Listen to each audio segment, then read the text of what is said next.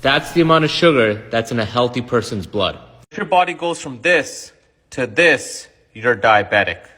One bowl of rice has the same impact on your blood as 10 cubes of sugar. And one slice of white bread has the same impact on your blood as 4 cubes of sugar. Look at how we process the grain. We take a whole grain and we process it to pure white flour. Now you take that rice, you process out the plant nutrients and the fiber, and now you're left with that delicious processed rice, and we're left with pure starch.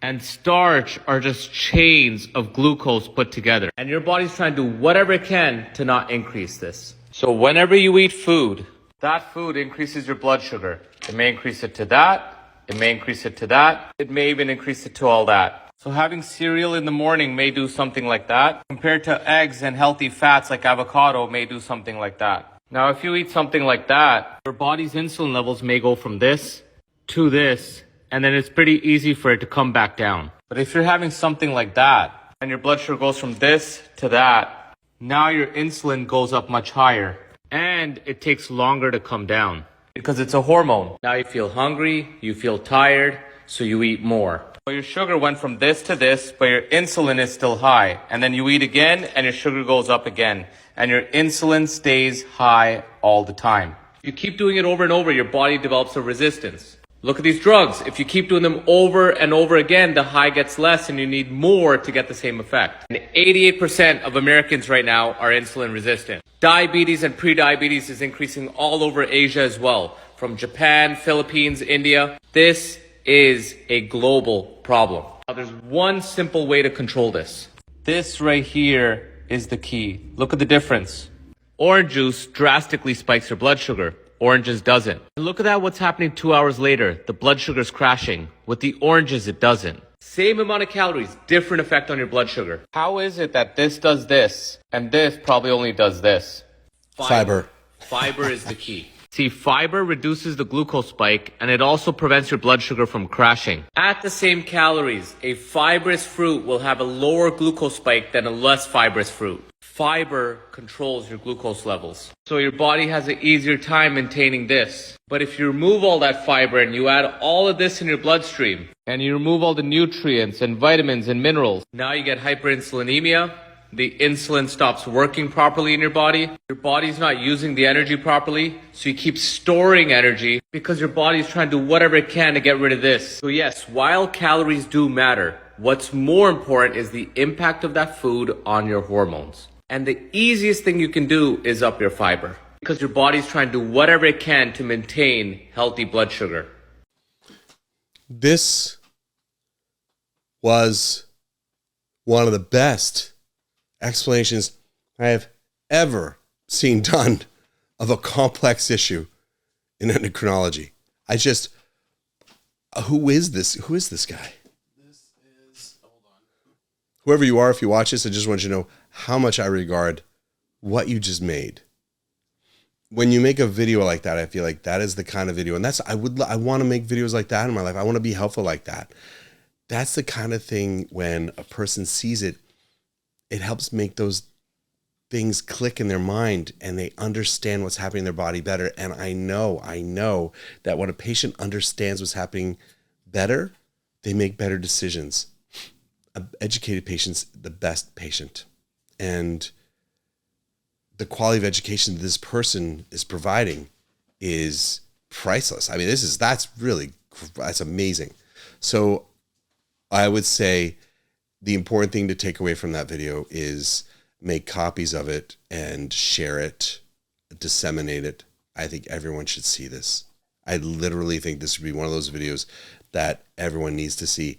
And I think that there should be more videos like that in the world that are that helpful, that clear, that understandable, and that valuable.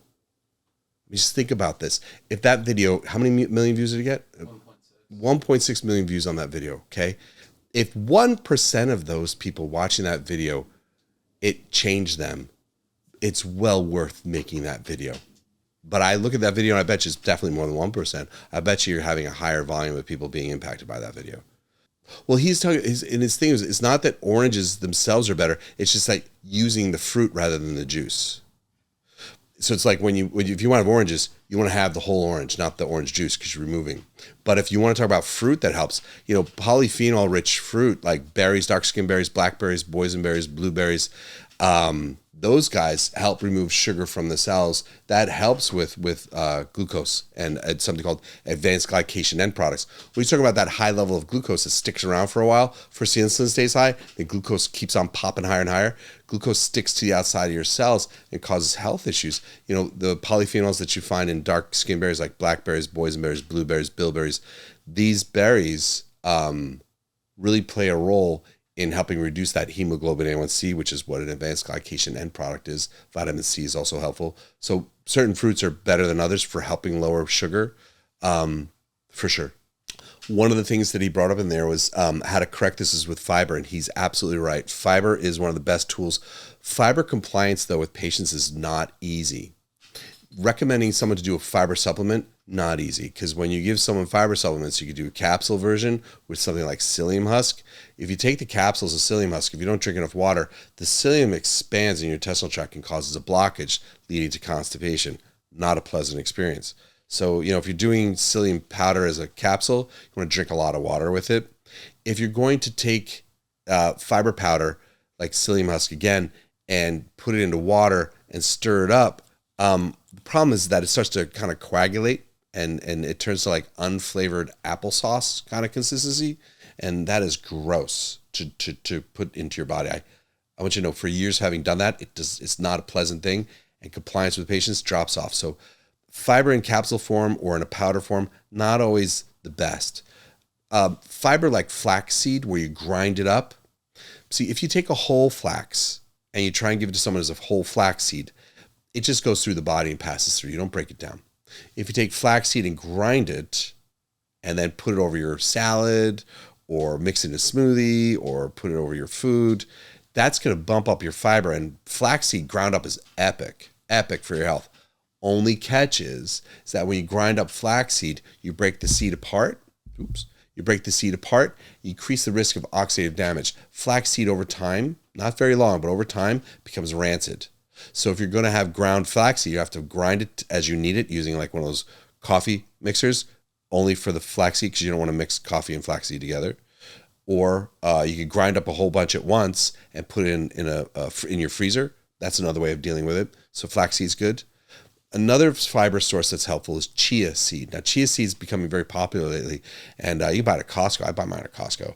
And chia seed's awesome because it just hydrates. You just put it in water, and it can become like a tapioca kind of pudding kind of consistency.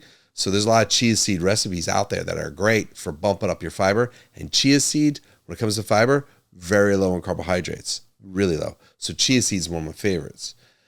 Another one, old-fashioned Brendan over here, beans.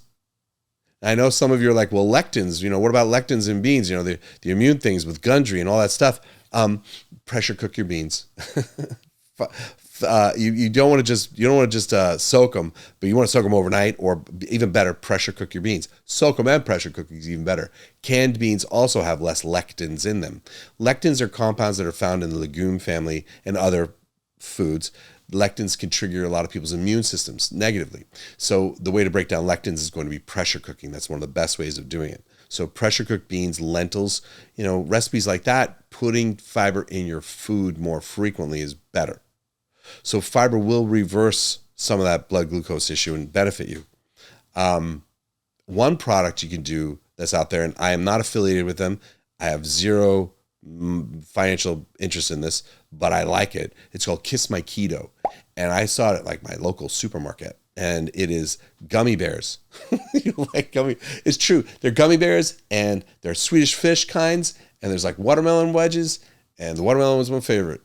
One packet of these guys has 100% your daily intake of fiber, and it's like gummy bears. It's like candy. It has, I think, 3 net grams of carbs in it because there's sugar alcohol in there. It's rich in fiber.